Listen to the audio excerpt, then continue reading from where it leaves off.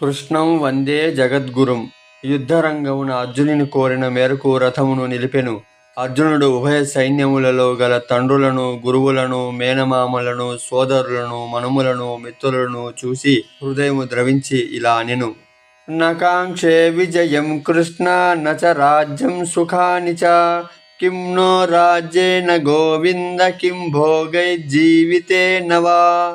స్వజనమును చంపుటకు ఇష్టపడక నాకు విజయము వలదు, రాజ్య సుఖము వలదు అని ధనుర్బాణములను క్రింద వైచే దుఃఖితుడైన అర్జునుని చూసి శ్రీకృష్ణ పరమాత్మ ఇలా అనెను: అశోచ్యానన్వశోచస్త్వం ప్రజ్ఞావాదాం చ భాససే.